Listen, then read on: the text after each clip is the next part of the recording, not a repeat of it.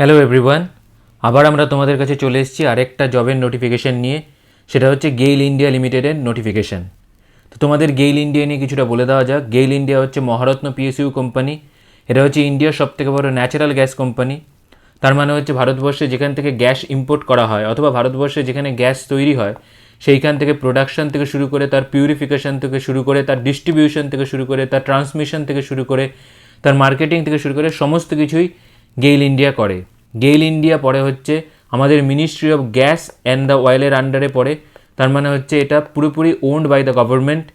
তো সেই হিসাবে বলা যেতে পারে it is one of the biggest organisation of India that comes under the government of India. ঠিক আছে, এরা যে ছেলে মেয়ে নেবে তারা হচ্ছে গেটের থ্রু দিয়ে নেবে। গেট 2023 যে এক্সামটা হবে তার থ্রু দিয়ে নেবে। তার মানে বোঝাই যাচ্ছে যে যারা ইঞ্জিনিয়ারিং ব্যাকগ্রাউন্ডের ছেলে আছো তারা এখানে প্রেফারেবল। বাকি পোস্টের জন্য একটা পোস্টের জন্য অ্যাপ্লাই করতে পারবে, সেটা আমি পরে গিয়ে বলছি এটা কোন পোস্টের জন্য, কিভাবে কোন পোস্টে এলিজিবিলিটি আছে, তাদের এজ কি আছে, বয়স কত অবধি থাকতে হবে, কি কি ছাড় আছে, সবই আমি বলছি। তো এবার পোস্টগুলো দেখে নেওয়া যাক যে কোন কোন পোস্টের জন্য অ্যাপ্লাই করতে হবে। প্রথম পোস্টটা হচ্ছে এক্সিকিউটিভ ট্রেনি কেমিক্যাল, তারপরেরটা হচ্ছে এক্সিকিউটিভ ট্রেনি সিভিল, তারপরেটা হচ্ছে এক্সিকিউটিভ ট্রেনি ইলেকট্রনিক্স, তারপরে হচ্ছে এক্সিকিউটিভ ট্রেনি কম্পিউটার। মানে এখানে বিআইএস বলে দেওয়া আছে, এই অ্যাব্রিভিয়েশনগুলো দেখে নাও। এইখানে যেটা বলে দেওয়া আছে সেটা হচ্ছে পিডাব্লিউডির যারা ক্যান্ডিডেট থাকবে, মানে ফিজিক্যালি হ্যান্ডিক্যাপের যারা ক্যান্ডিডেট থাকবে, তারা কোন পোস্টে কোন ডিসেবিলিটির জন্য অ্যাপ্লিকেবল হবে। তো এইগুলো ভালো করে দেখে নেবে। এবং আরেকটা জিনিস যেটা বলে দিই, 40% ডিসেবিলিটি হতেই হবে, অথবা মোর দ্যান 40% হলে তো এলিজিবলই, লেস দ্যান 40% ডিসেবল হলে তাকে ডিসেবল বলে কনসিডার করা হবে না। তো এইখানে একটা জিনিস বলে দিই, এইখানে যে অ্যাব্রিভিয়েশনগুলো দেওয়া আছে তার অ্যাব্রিভিয়েশনের যে এক্সপ্লেনেশনগুলো দেওয়া আছে সেইগুলো নিচে দেওয়া আছে। আমি কটা বলে দিচ্ছি, যেমনি B for blind, LV for low vision, D for deaf, H for hard of hearing, O A for one arm, OL for one leg. So যারা যেরকম ডিসেবিলিটি আছো তো সেই রকম করে তোমরা ভরবে। এবার তাহলে বলে দেওয়া যাক যে মিনিমাম এসেনশিয়াল কোয়ালিফিকেশান কী কী লাগবে এবং এক্সিকিউটিভ ট্রেনিংয়ের জন্য তোমাদের পার্সেন্টেজ কত লাগবে। প্রথমটা হচ্ছে এক্সিকিউটিভ ট্রেনিং কেমিক্যাল। তো কেমিক্যাল ইঞ্জিনিয়ারিং অবশ্যই হতে লাগবে, যেটাখানে ব্যাচেলর বিটেক হতে লাগবে, অথবা petrochemical, chemical technology, petrochemical technology, chemical technology, polymer science, chemical technology and the plastic technology, যে কোনো একটা হলেই হবে। কিন্তু তার সাথে সাথে তোমাদের 65% মার্কস পেতে লাগবে। তার মানে তোমাদের যে 4টে সেমিস্টার আছে 4টে সেমিস্টারের মার্কস যোগ করে সেটা 65% হতে লাগবে। সাপোজ ধরো তোমাদের ওয়াইজিপিএতে দেওয়া হয়, ওয়াইজিপিএ মানে হচ্ছে সাপোজ কারোর ওয়াইজিপিএ 8.7 আছে, সেটাকে কনভার্ট করতে হবে পার্সেন্টেজে, এবং পার্সেন্টেজে কনভার্ট করে সেই হিসাবে এই মার্কসটা যদি আসে তাহলে সেই হিসাবে সেইখানে গিয়ে ফর্ম ফিল আপ করতে পারবে। একই রকমভাবে এক্সিকিউটিভ ট্রেনিং সিভিল, এইখানে সিভিল ইঞ্জিনিয়ারিংয়ের তো ডিগ্রি লাগবেই, 65% মার্কস পেতে লাগবে। এক্সিকিউটিভ ট্রেনিং GAILTELTC, এটা মানে হচ্ছে ইলেকট্রনিক্স অথবা ইলেকট্রনিক্স অ্যান্ড কমিউনিকেশন, অথবা ইলেকট্রনিক্স অ্যান্ড টেলিকমিউনিকেশন, অথবা শুধু টেলিকমিউনিকেশন, অথবা ইলেকট্রিক্যাল অ্যান্ড ইলেকট্রনিক্সের ডিগ্রি থাকতে লাগবে, অথবা electrical and that telecommunication with 65% marks. Same জিনিস, 65% মার্কস লাগবেই। এক্সিকিউটিভ ট্রেনিং বিআইএস মানে হচ্ছে bachelor degree in engineering in computer science information technology with minimum 65% marks. তার মানে হচ্ছে অথবা bachelor degree with minimum 60% marks. তার মানে ব্যাচেলার ডিগ্রি শুধু কম্পিউটার সায়েন্সের যদি হও তাহলে 60% মার্কস, 65% মার্কস পেতেই লাগবে। যদি ব্যাচেলার ডিগ্রির সাথে সাথে এমসিএ থেকে থাকে তাহলে ব্যাচেলারে 60% এবং এমসিএতে 65% হলেই তারা এই পোস্টের জন্য অ্যাপ্লিকেশন করতে পারবে। বোঝা গেল তাহলে? এবার হচ্ছে যে যাদের কাছে কাস্ট সার্টিফিকেট আছে, তার মানে হচ্ছে ওবিসি, এনসিএল হতেই হবে, নন ক্রিমিলিয়ার, এসসি, এসটি, পিডাব্লিউডি এদের জন্য। আরেকটা হচ্ছে জেনারেল। তো জেনারেল আর ওবিসি কোনো রকম নাম্বারে ছাড় পাবে না, তাদেরকে 65% নাম্বার এবং 60% number according to the category যেরকম বলে দেওয়া আছে সেরকম পেতেই লাগবে। বাট এসসি, এসটি এবং PWD will get the benefit of the number reduction. তার মানে হচ্ছে 65% তাদের পেতে লাগবে না, তাদেরকে 60% পেলেই হবে। If you are getting 60% throughout the 4 years of your examination then you are eligible to apply for this post. তো বোঝাই যাচ্ছে এসসি, এসটি এবং পিডাব্লিউডি এখানে ছাড় পাবে। এবার যেটা বলবো সেটা হচ্ছে যে এজ লিমিটেশন এবং এজ রিল্যাক্সেশন। 26 বছর বয়স হতেই লাগবে। তার মানে যারা জেনারেল আছো, ইউআর আছো, তাদেরকে 26 বছরের বেশি হলে চলবে না। এবার যদি তোর কারোর কাছে যদি কাস্ট সার্টিফিকেট থাকে, ওবিসি, এনসিএল মানে নন ক্রিমিলিয়ার, আবার বলছি নন ক্রিমিলিয়ার সার্টিফিকেট ম্যাজিস্ট্রেটের কাছ থেকে নিতে হয়। তোমাদের কাছে ওবিসি সার্টিফিকেট হলেই ম্যাজিস্ট্রেটের কাছে চলে যাবে, সেইখানে ফর্ম ফিল আপ করতে হবে কিছু ডকুমেন্টস দিয়ে, তাহলেই সেই ম্যাজিস্ট্রেট তোমাকে এনসিএল সার্টিফিকেট দিয়ে দেবে। তো ওবিসি হলে সেখানে 3 বছরের ছাড়, তার মানে হচ্ছে 29। এসসি এবং এসটি যদি হও তাহলে সেখানে 5 বছরের ছাড়, তার মানে 31।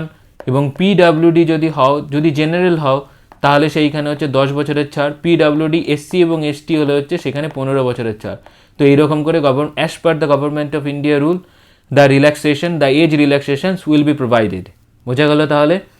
এবার একটা জিনিস হচ্ছে যে এজ রিল্যাক্সেশন দেওয়ার পরেও যদি 56 বছর পার হয়ে যায় তাহলে সে কোনো পোস্টের জন্যই অ্যাপ্লিকেবল হবে না।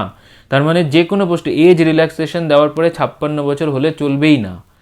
এবার হচ্ছে এমএলইউমেন্টস মানে তোমাদের কী কী দেওয়া হবে, স্যালারি কী দেওয়া হবে, ভিজিবল পে কী দেওয়া, ভ্যারিয়েবল পে কী হবে, আদার বেনিফিটস তোমাদের কী কী দেওয়া হবে, তারপরে আরও যে সমস্ত বেনিফিটস আছে, প্রভিডেন্ট ফান্ড, গ্র্যাচুইটি, এই সমস্ত জিনিসপত্র, মেডিকেল ফেসিলিটি, গ্রুপ ইন্স্যুরেন্স, এই সমস্ত জিনিসপত্র তোমাদের এখানে বলে দেওয়া আছে। যখন চাকরি পাবে তখন তোমাদেরকে বলেই দেওয়া হবে যে তোমরা এই সমস্ত পাবে, তোমাদের ব্রেকআপ দিয়ে দেওয়া হবে, স্যালারির ব্রেকআপ, সমস্ত কিছু বলেই দেওয়া হবে। এবার হচ্ছে যে এখানে প্লেসমেন্ট অ্যান্ড দ্য অ্যাসাইনমেন্ট হচ্ছে during the training cum probation period or after absorption, the candidate may be posted at any of the installation project offices of the GAIL India Limited. তার মানে ভারতবর্ষের যে কোনো জায়গাতে তোমাকে চাকরিতে পাঠাতে হতে পারে। সাপোজ ধরো তুমি ওয়েস্ট বেঙ্গলে আছো, তাহলে ওয়েস্ট বেঙ্গল থেকে তোমাকে আসামে পাঠানো হতে পারে, অথবা তোমাকে তামিলনাড়ুতে পাঠানো হতে পারে, অথবা মহারাষ্ট্রে পাঠানো হতে পারে, অথবা কাশ্মীরেও পাঠানো হতে পারে। কোনো এক্সেপশন নেই, যাকে যেখানে পাঠাবে তাকে সেখানে কাজ করতে হবে। বোঝা গেল তাহলে? এবং হেলথ এবং মেডিকেল ফিটনেস হচ্ছে appointment to the above post will be subjected to the candidate medically fit as per the standard describe by the post by the company. তার মানে হচ্ছে গেইল ইন্ডিয়া যা বলে দিয়েছে সেই হিসাবেই তোমাকে মেডিক্যালি ফিট হতে হবে, অন্য কোনো রকম মেডিকেল নর্ম অ্যাকসেপ্ট করা হবে না। গেইল ইন্ডিয়ার মেডিকেল অফিসাররা যা বলবে সেইখানে গিয়েই সেই হিসাবেই তোমাকে মেডিকেলি ফিট হতে হবে।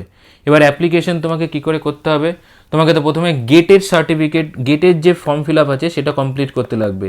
তারপরে গেটের যে সমস্ত ফর্ম ফিল আপ হবে, তারপরে যে এইখানে একটা নাম্বার দেবে, ওই নাম্বারটা নিয়ে এসে এইখানে যে কেরিয়ার gail.co.in এ এসে অ্যাপ্লিকেশন করতে হবে। এইখানে এসে অ্যাপ্লিকেশন করলে তোমার যে কোনো একটা পেপারের জন্য, তোমার যেই পোস্টের জন্য এলিজিবল সেই পোস্টের জন্য অ্যাপ্লিকেশন করবে। যদি তুমি কেমিক্যালের জন্য অ্যাপ্লিকেবল হও তাহলে তোমার কোড হচ্ছে CH, সিভিলের জন্য অ্যাপ্লিকেবল হও তাহলে তোমার কোড হচ্ছে CE, যদি ইলেকট্রনিক্সের জন্য হও তাহলে EC, যদি কম্পিউটার সায়েন্সের জন্য হও তাহলে CS।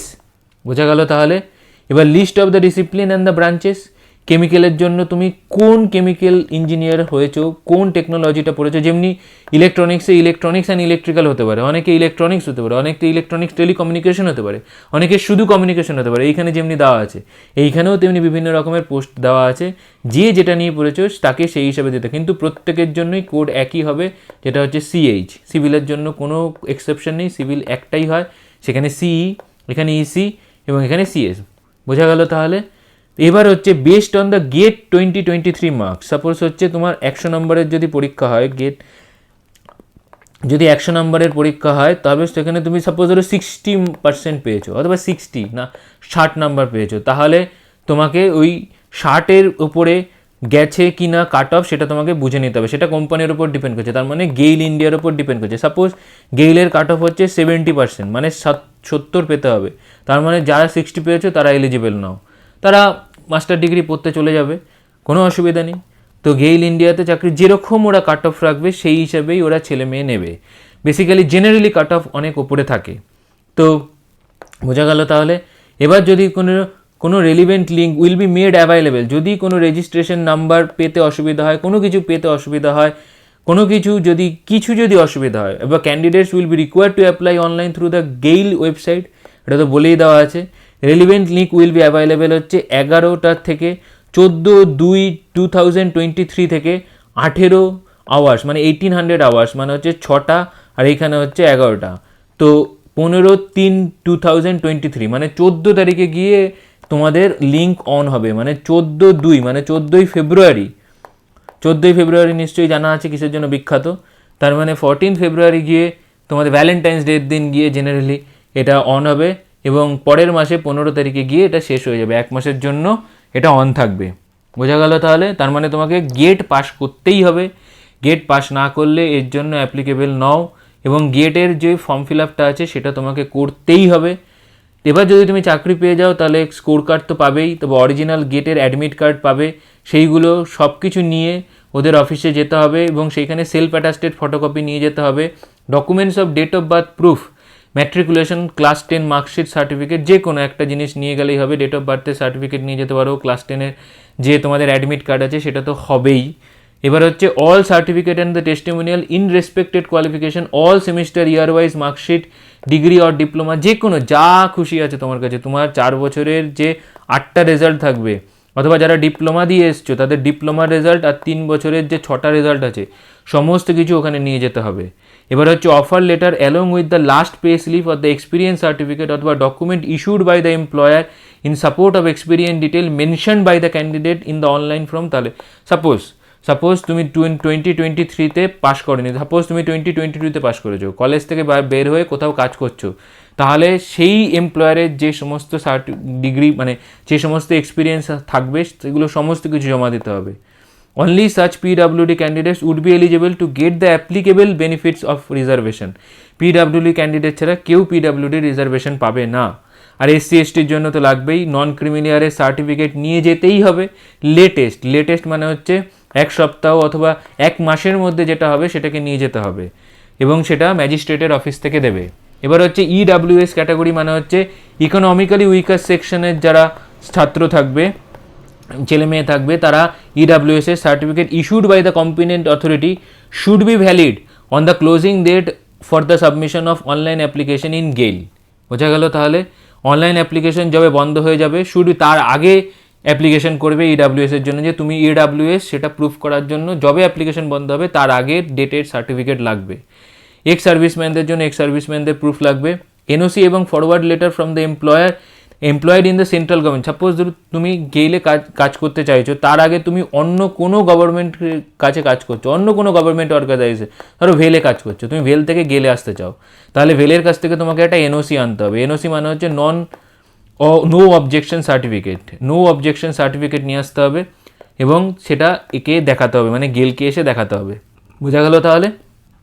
এবার হচ্ছে other terms and the general instruction, তোমরা এগুলো পড়ে নেবে, এগুলো জেনারেলি একই জিনিসপত্র, এরা রিপিট করে দেওয়া থাকে। একটা জিনিস বলে দিই, ওবিসি ক্রিমিলিয়ারের সার্টিফিকেট চলবে না। ক্রিমিলিয়ার মানে যাদের কাছে এনসিএল থাকবে না তাদেরকে ক্রিমিলিয়ার বলে কনসিডার করা হবে। এবার হচ্ছে একটা জিনিস জেনে নাও, গেটের অনলাইন অ্যাপ্লিকেশন 38 আগস্ট এবং শেষ হয়ে যাবে হচ্ছে 38 সেপ্টেম্বর শেষ হয়ে যাবে, এবং গেলের যেটা অ্যাপ্লিকেশন খুলবে সেটা আমি বললাম 14 ফেব্রুয়ারি, ভ্যালেন্টাইন্স ডে, পরের বছর ভ্যালেন্টাইন্স ডের দিন খুলবে এবং 15 মার্চ সেটা বন্ধ হয়ে যাবে। তাহলে বোঝা গেল, যারা ইঞ্জিনিয়ার আছো, তারা যে পোস্টে ইঞ্জিনিয়ার আছো, তারা সেই পোস্টের জন্য সেইভাবে অ্যাপ্লিকেশন করবে। So best of luck, I hope all of you will going to get the chance in the GAIL according to the notification has been given by the GAIL. Okay, thank you very much. Thank you for your support.